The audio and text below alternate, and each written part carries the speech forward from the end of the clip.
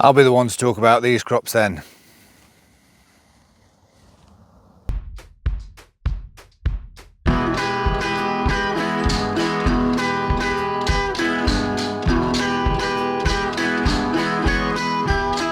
How are you? Welcome back.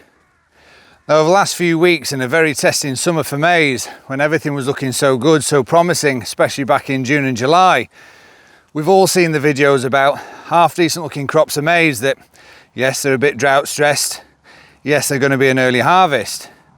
But if it is that you're looking at crops such as this, how are you going to make the decisions? I know the questions are coming left, right and centre at the moment in terms of what to do for the best. At what stage do you take these crops, especially if they're a mix of everything such as this field at the moment, the good, the bad and the ugly. So what are those solutions? What are the answers to the questions that many UK growers are facing at the minute? Now, first and foremost, I think it's worth mentioning that, and I know you don't always necessarily think this way, that there is nothing else that anyone could have done. Is there differences in varieties that have handled this weather better than others? No, there isn't. Is there types of ground that have handled this weather better than others? Yes, there is. We all know that maize is one of those crops that we need to ensure is harvested in good order. So of course, naturally, UK growers are putting their maize on their best ground. Unfortunately, it just means that when you have such extremes such as this, a year that none of us have ever seen before, even last year, it actually pushes them to the limits. The only thing that has made the difference this year is moisture availability. And the best crops that are out there throughout the UK at the moment, let's be honest, they're normally on that bit of ground that we tend to wince at the idea of putting maize on and the prospect of harvesting it if conditions do get wet. They're the heavier fields, those with more moisture retention to them, and therefore have had available moisture to keep these crops growing through such significant periods of drought and also heat. So let's just take a minute to discuss how it is that we got to where we are today. Well, in comparison to last year was a dry year. Arguably it was drier earlier last year from sort of April, May time, wasn't it? And especially around that establishment time. We were all starting to chase moisture as we were starting to drill our maize. That said, I appreciate those of you down in southern England, and especially down the southeast, actually had those dry conditions to start off with as well. But for the vast majority of growers, we did have residual moisture all the way up till June. We then received this intense level of heat and also lack of moisture, which initially maize absolutely loved. There was plenty of photographs, there were plenty of videos flying around at the time, wasn't there? That 4th of July, how maize had picked up that heat, ran with it, with the moisture, and was making every available opportunity of the conditions around it.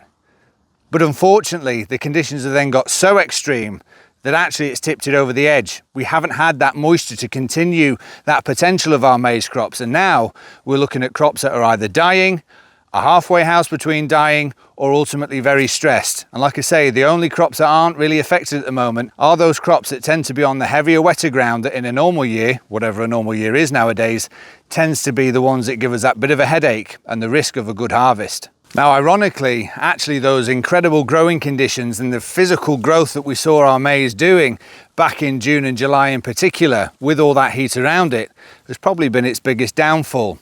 It's picked up, as I say, all that heat, all that moisture, and absolutely ran with it, and also exerting it from the ground. Then we're compounding that even further with the lack of moisture and the heat that we have had. What has there been? 5 heat waves overall that have just kept hammering our overall crops and also our livestock in some cases with the conditions around them. So now we're effectively almost left with maize that is almost freeze framed at July, post all that heat and drought and the conditions that are around it at the time, wondering what it is we can do with it, or at least the best way to harvest it now and the timings around that, to try and at least salvage the best of the quality and the yield potential as we possibly can. Now, it's frustrating to almost imagine that actually the different stages of crops of maize out there at the moment, those that are waist height and possibly dead, yes, they're easy to come in now. You've got these crops that are similar to this height, sort of chest height or a little bit taller, that are almost a halfway house. And then you may have crops, as I say, that are absolutely flying or possibly just a little bit drought stressed at most. And if it is that you have individual fields of those, that's almost an easier decision to make. But a lot of the questions I'm seeing at the moment are whereby these crops, or at least these stages of crops, are in the same field mixed together, at what point do we go and harvest them? When is it right to go and get the best of our maize, but also not sacrifice on yield and quality? Absolutely valid questions. And as I say, almost ironic that you much prefer to have either one field of one and the other. But that said, this isn't going to be an easy job with regards to harvest, because we all know it's not like getting a combine out and just opening a shed door to go and put the grain into, weather dependent and yield dependent. It's all about taking sheets on and off, organising contractors. We need to try and find that happy medium. But where's that happy medium going to be found?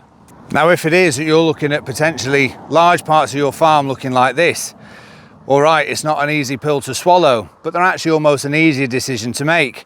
These crops are the ones that are needing harvesting ASAP, effectively salvaged at the beginning of the season rather than looking to salvage at the end of the season like we've normally seen with maize in the past. These are the crops that their dry matters are absolutely skyrocketing on a daily basis. Your chances of overall yield and quality, regardless of crop stage from these, is reducing incredibly fast. And also we need to bear in mind that, of course, as those dry matters really lift, of course, the ability to consolidate them in clamps massively reduces, and therefore further losses in the clamp from the likes of spoilage is something to really consider. So if it is that you are driven by a vast majority looking like this, my advice would be go and get it as soon as you possibly could. But that said, even with regards to these crops looking absolutely dead on their feet, we need to bear in mind the overall dry matter that they could potentially provide. When it is that we're looking to harvest any normal crop in ideal situations, we all know to do the stem twist test towards harvest. And we know we're going to be looking for no more than 1 to 2 drops of juice that are within these plants. And this plant's fairly rubbery, but as you can see, there's still a surprising amount of moisture that are within these plants. So just get out and have a look at these crops, especially with regards to that overall dry matter, because the last thing we want to do is have these crops harvested for all the right reasons, but at the same time become problematical if they're actually wetter than we anticipate them to be. And then these types of crops, perhaps 5 to 6 feet tall, holding a little bit of colour, but still really rolling their leaves and needing that drink. The issue is whether or not any rain that we get over the next week or two is actually going to bring them back to life, or at least bring them back from the edge of the brink. These crops are the ones that are at danger of basically the plant giving up behind the cob before that cob is fully matured. We need to look at these crops and assess them as to whether or not, no matter how much we think of our varieties, no matter how well we think we've done in terms of growing the crops, are they actually going to get to full cob maturity? If they aren't, we need to again assess our overall dry matter, in particular by doing that stem twist just above the second node, only looking for 1 to 2 drops of moisture to draw that line. It may well be that those cobs never get to full maturity, but ultimately we're going to try and maximise as much yield and quality from these parts of the field or parts of the farm as we can by making sure that we get them before they go too far. And then of course we come to these parts of the farm, or these sorts of types of crops. As I say, these are the ones that are relatively normal looking. They've just been looking for that extra bit of moisture. However, they have managed to, even you can see down below me, wrong way, they're forming good cobs. Those cobs are getting to maturity. And if it is that you have crops that are looking like this, again, little less pressure on these may be that even just the cooler weather will avoid this overall moisture that's evaporating from these plants very, very quickly, taking that little bit of stress off them. These are going to be more like our normal crops. However, will still be a lot earlier than normal, perhaps a week to 2 quite easily. But again, make sure that you're looking at these crops almost on a definitely a weekly basis, almost a daily basis at the moment, because they can decide to get to the end point and die back very, very quickly. As I say, it is going to be almost easier if you have one of these 3 scenarios or the other in separate fields. What I've shown you today is actually in the same field within the matter of 30 yards of each other. These are the crops that I do believe are going to give us the most headaches. If it is that you have the vast majority of your fields looking like this with starch potential to them, personally, I would almost ignore those lower performing parts or stages of crop. We need to try and maximise yield and quality from what you do have. If that balances the other way though, and you have those crops that are looking significantly shorter, really racing to high dry matters, that's going to be your deciding factor, because otherwise you will see so much more loss from the crops that you've managed to grow. So I'll do my summary actually whilst I walk through the 3 different stages of this crop in this same field. So in summary, is there anything that you as a maize grower in the UK could have done differently this year? Absolutely not. Is there anything from your varieties that you could have done differently? Absolutely not. Is it something that we need to be considering for the future in terms of where it is that we plant our maize? Yes, it is. But am I going to start recommending that we start putting maize on the wettest, heaviest ground that normally would be the ground that we always struggle getting our maize harvested in the early winter, late autumn? No, I'm not. But we do need to bear in mind that overall moisture availability to our crops. The other thing that we can't afford to do is actually chuck the baby out the bathwater. You've seen in my previous videos that yes, we've discussed even from a grazing point of view, there are elements that we can stitch into our rotations, our variety selection, our mixture selection, especially in forage, to give us those almost insurance policies should a year like this play out. However, we can never forget that the 2 driest years on record were preceded by the 2 wettest and greyish years on record.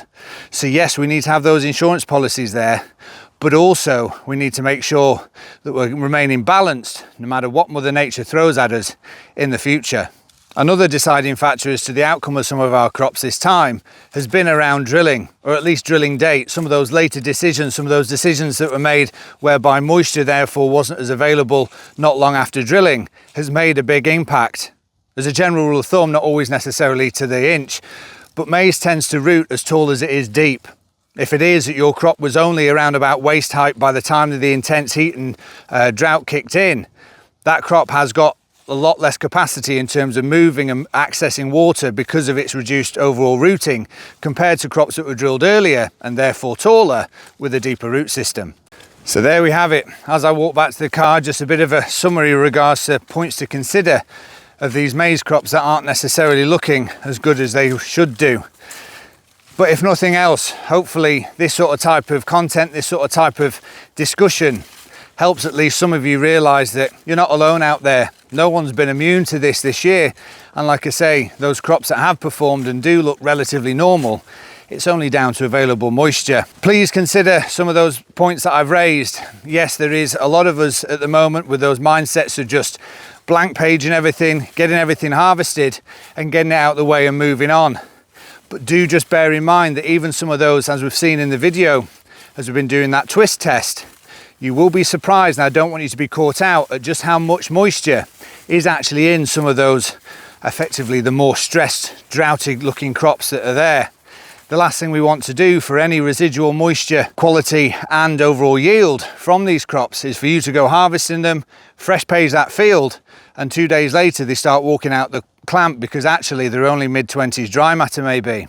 Also worth me mentioning that as per last year, if not bigger at the moment, the demand for forage and especially those catch crops after our maize in conjunction with an early harvest and fingers crossed some moisture that arrives, the demand for those types of catch crops is currently really growing. So if it is that you are looking to produce a lump of forage over the winter, behind the maize, keep that overwinter cover, but of course add and front load forage into next year for what Mother Nature decides to give us next spring, I would say that actually you need to be making those decisions now. Be very careful, things are getting a little bit tight, so we're already seeing just random any old forage rise or any old Italians out there in the marketplace. There is still availability of the full fat varieties, I say, but just bear that in mind that it is something that you might want to consider in conjunction with moisture, of course. As ever, if you've liked this video, please like, share, subscribe, click that little bell, and I'll see you for the next one. Bye for now.